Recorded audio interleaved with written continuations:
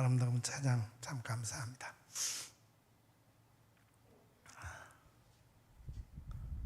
성경 속에는 수많은 인물의 이야기가 나옵니다. 성경의 이야기는 위인전처럼 어떤 이들의 이야기를 잘 포장해서 듣기 좋은 이야기만을 기록한 것이 아니라 어떤 때는 실패하기도 하고 좌절하기도 하고 쓰러지기도 한 삶을 기록했고, 어떤 때는 복받고 행복하게 살아가는 많은 인생의 이야기들을 가감없이 기록해 놓았습니다. 수천 년 전 기록된 성경의 이야기들, 수많은 군상, 그들 각자의 삶의 이야기가 소중한 이유가 무엇입니까? 그것은 바로 그 인생들을 만나주신 하나님의 이야기이기 때문입니다. 성경은 단순히 사람들의 희로애락과 굴곡진 인생사를 기록해 놓은 것이 아니고 그 인생들을 만나신 하나님의 이야기가 기록되어 있기 때문에 어떤 위인의 이야기보다 더 위대한 능력과 회복의 말씀으로 우리 삶에 역사하십니다. 그러기에 성경 속 이야기는 어떤 인간의 삶의 이야기가 아니라 바로 하나님의 이야기인 것입니다. 이처럼 하나님을 만났던 성경 속 수많은 인물 가운데서 가장 우리와 닮았고 가장 인간적인 인물을 꼽으라면은 많은 이들은 야곱을 꼽는 것을 주저하지 않을 겁니다.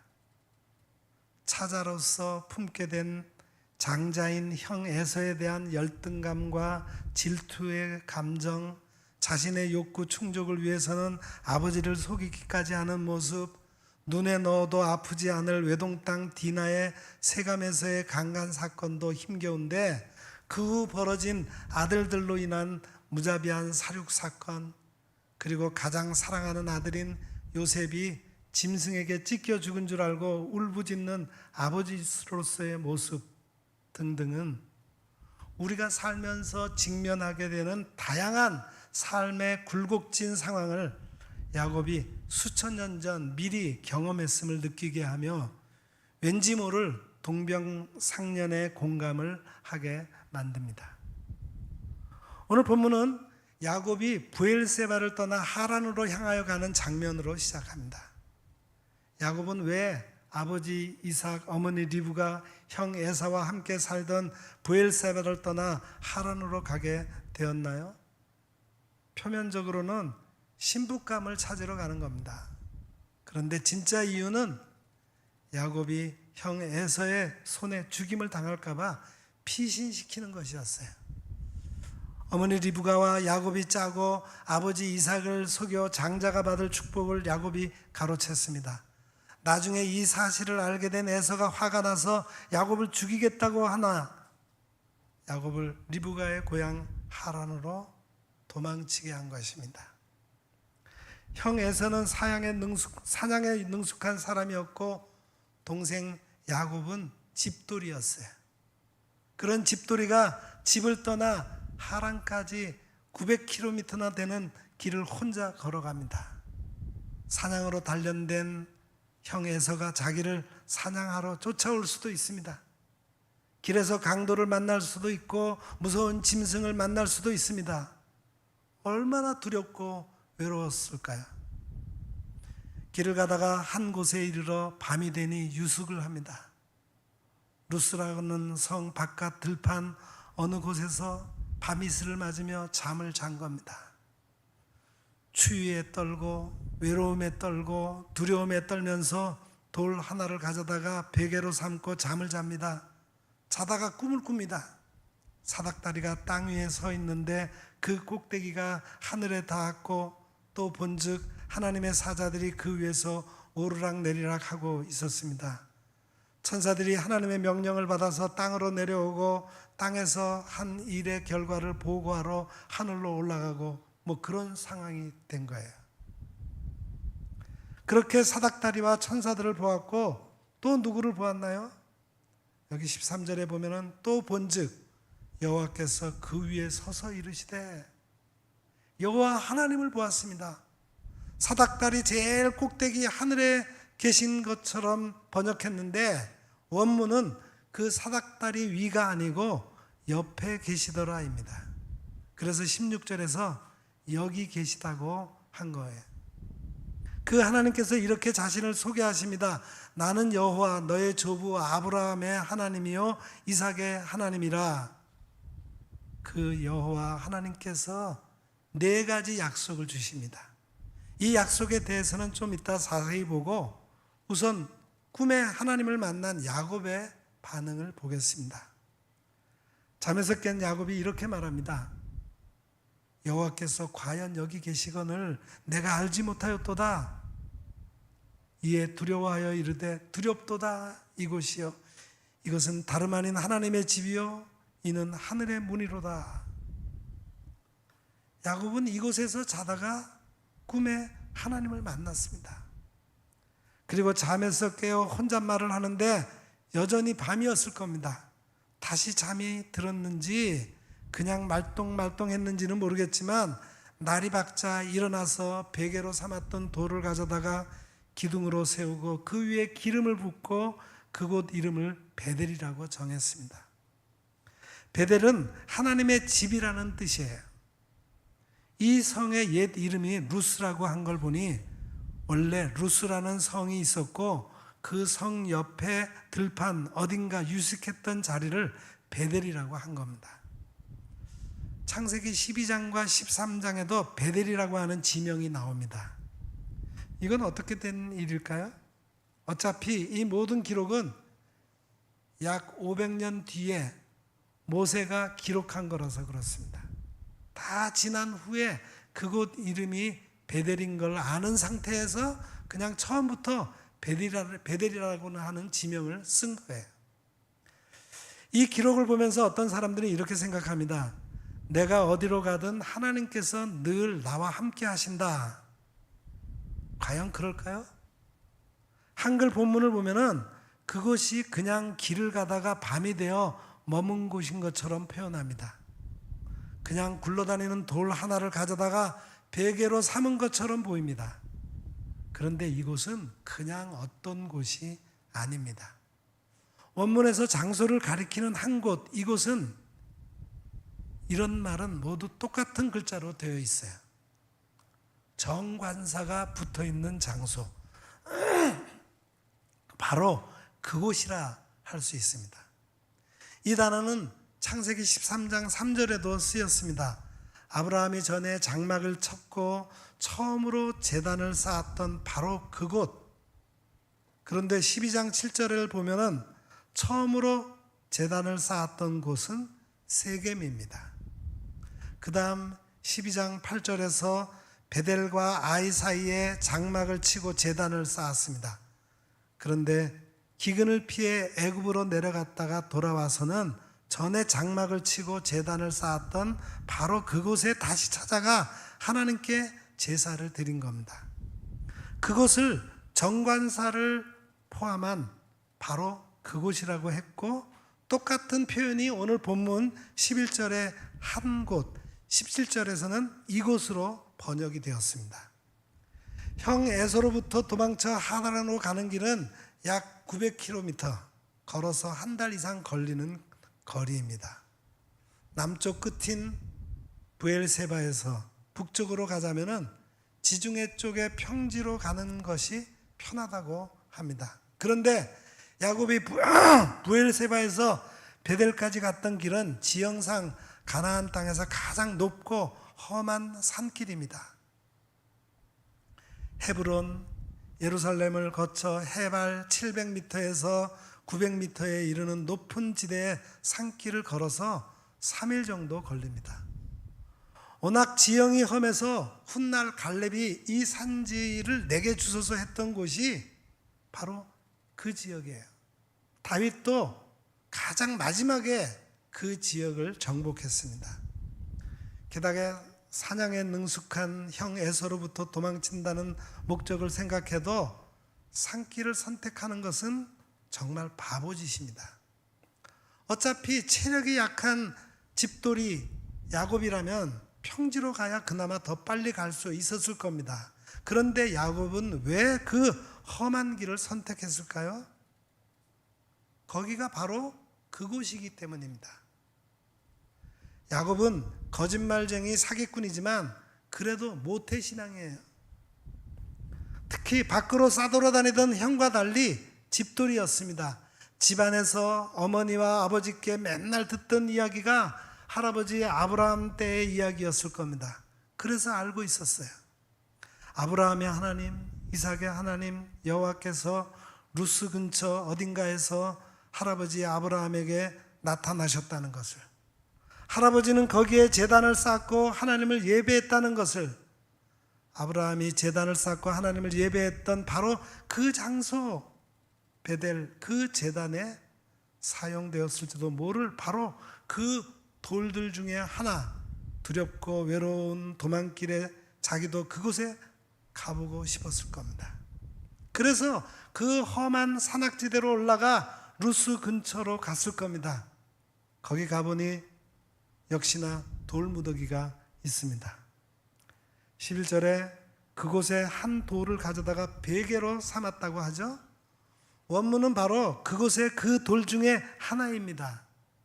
하나님, 아브라함이 그곳에 제단을 쌓은 것이 75세 때라고 하면은 이삭을 낳은 것이 100세이니 25년이 지났고, 이삭이 60세에 낳은 야곱이 도망갈 당시 이삭의 나이는 137세입니다. 그러니 아브라함이 그곳에서 제단을 쌓은 지 거의 162년 정도가 지난 때에 야곱이 그곳에 찾아간 겁니다.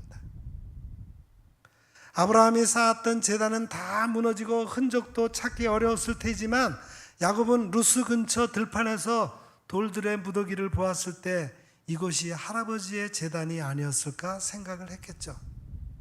그런데 아무리 둘러봐도 하나님은 보이지 않습니다. 여유가 있었다면 그 돌들을 다시 쌓고 양을 잡아 정식으로 예배를 드렸겠지만 지금은 그럴 기운도 그럴 정신도 없었습니다. 두렵고 지치고 피곤하니 바로 그 무더기의 돌들 중 하나를 가져다가 베고 잠을 잔 겁니다. 그런데 꿈에서 하나님을 만났습니다. 16절, 과연 여기 계시거늘 내가 알지 못하였도다. 왜 이런 설명을 드릴까요? 하나님은 아무 데서나 만날 수 있는 분이 아니라는 겁니다. 물론 하나님은 무소부재하시기 때문에 어디에나 계실 수는 있습니다. 그렇다고 아무 데서나 하나님을 예배하는 것은 아닙니다. 예부터 하나님을 예배하는 일은 일정한 장소에서 한 겁니다. 오늘 본문이 그것을 말하는데 많은 사람들이 원문을 자세히 살피지는 않고 내가 있는 곳 어디나 하나님께서 계신다, 내가 예배하겠다고 하면 어디나 하나님께서 오셔서 예배를 받으신다고 생각을 합니다. 근데 그것은 심각한 잘못이에요. 마태복음 18장 20절에 두세 사람이 예수님의 이름으로 모인 곳에 예수님도 계신다는 말씀이 있습니다. 이 말씀은 어디서나 예수님의 이름으로 드리는 기도를 들으신다는 말씀이지 아무데나 모여서 예배하면 예배를 받으신다는 말씀은 아닙니다. 예배는 공식적인 일이고 하나님은 질서의 하나님이십니다. 야곱은 부모님께 들었던 아브라함 할아버지의 이야기를 기억했습니다. 외롭고 두려울 때 말로만 들었던 바로 그곳에 가서 자다가 꿈에 땅과 하늘을 연결한 사닥다리를 보았어요. 말로만 들었던 바로 그 하나님을 만났습니다. 그때 베고 잤던 바로 그 돌 하나를 세워두고 기름을 부었습니다. 베개로 쓴 돌이 얼마나 커서 성전 기둥이 되겠습니까? 이것은 하나의 상징이죠. 돌은 그 사건을 기록하는 글을 대신하는 표시고 돌에 바른 기름은 거룩함의 상징입니다. 하나님의 사람들이 하나님을 만나고 예배하는 곳은 그렇게 정해졌습니다. 그 후로 베델은 하나님을 만나는 장소가 됩니다. 그렇다고 해서 베델이라고 하는 장소 자체가 특별한 것은 아닙니다. 시간이 흘러 모세 때에는 하나님의 지시대로 성막을 지어 그 성막에서 하나님을 만납니다. 좀 더 지나 솔로몬 때에는 하나님의 지시대로 성전을 지어서 성전 그곳에서 하나님을 만납니다.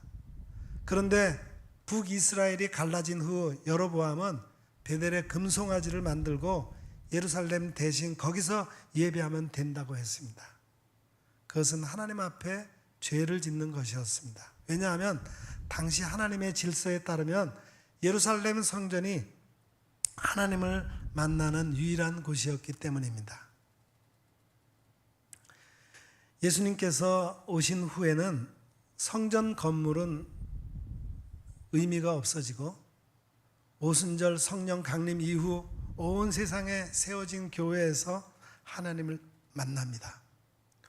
요한복음 1장 51절을 보면은 예수님은 나다나엘을 참 이스라엘 사람이라고 부르시면서 이런 말씀을 하셨어요.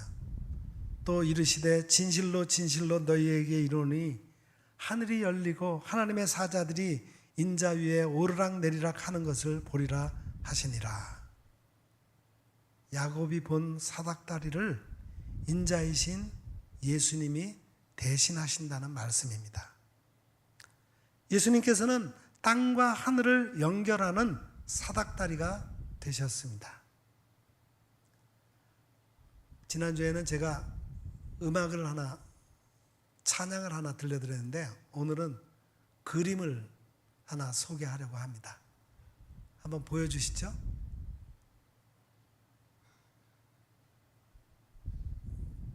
예, 나왔네요.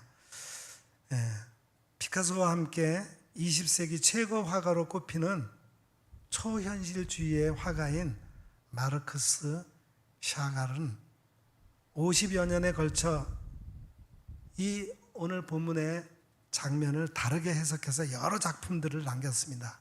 그 가운데 한 작품, 프랑스 니체 샤갈 박물관에 전시 중인 1960년부터 66년까지 무려 6년간에 걸쳐 완성한 야곱의 꿈이라는 작품입니다. 잘 보이실지 모르겠어요. 네. 가로 195cm, 세로 195cm, 가로 278cm 크기의 캔버스에 그려진 유화로서 그림을 양분한 왼쪽에 보라색과 오른쪽에 파란색 바탕 위에 구룹 천사와 사다리 그리고 잠을 자고 있는 야곱을 중심으로 여러 가지 상징적인 그림을 그려놓아서 비평가들의 다양한 해석을 낳고 있습니다. 예를 들어 왼쪽에 자고 있는 야곱의 눈이 한쪽은 떠 있고 한쪽은 감겨 있는 것처럼 보이는 장면이라든지 그림 오른편에 큰 그룹의 천사가 하나님의 임재를 상징하는 7 촛대를 들고 있는 장면, 또 한 구석에 그려진 모리아 산에서 이삭이 희생제물로 바쳐지는 장면 등은 다양한 해석을 가능케 합니다.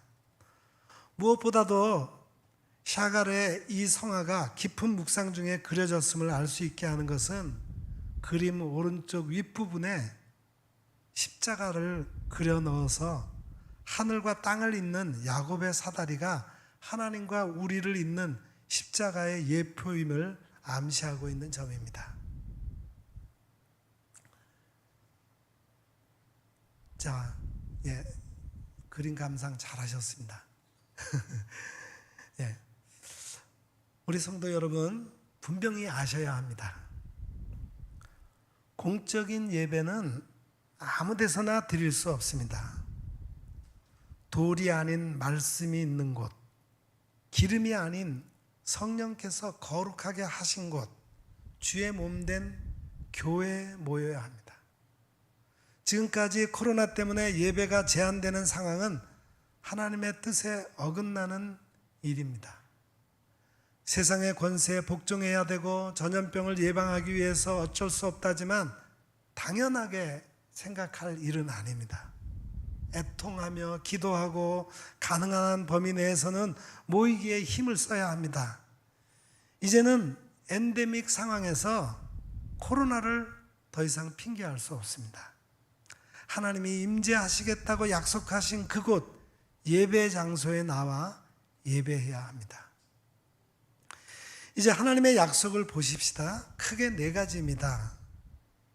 땅과 자손과 열방, 또 야곱 개인에게 한 약속의 말씀이 나옵니다. 먼저 내가 누워있는 땅을 내가 너와 내 자손에게 주겠다. 땅의 약속이죠. 두 번째는 내 자손이 땅에 티끌같이 되어 내가 사방으로 퍼져나갈 것이다. 자손에 관한 약속입니다. 세 번째는 땅의 모든 족속이 너와 내 자손으로 말미암아 복을 받으리라. 열방을 향해 야곱이 받은 복을 널리 퍼지게 하겠다는 약속이죠. 여기까지 세 개는 아브라함과 이삭에게 주었던 약속과 동일하고 마지막 네 번째 약속은 새롭게 추가된 것입니다. 내가 너와 함께 있어 내가 어디로 가든지 너를 지키며 너를 이끌어 이 땅으로 돌아오게 할지라. 내가 내게 허락한 것을 다 이루기까지 너를 떠나지 아니하리라. 앞에 세 가지 약속이 궁극적으로 예수 그리스도를 통해서 성취됐습니다. 그러면 마지막 야곱에게 특별히 더해 주신 약속은 언제 이루어질까요? 이대로 하란으로 가면 외삼촌 집에서 20년간 거의 종처럼 일하는데 하란에서 돌아온 때에 이루어질까요? 아직은 아닙니다. 그렇게 돌아온 야곱은 얼마 후 가뭄 때문에 애굽으로 옮겨갑니다.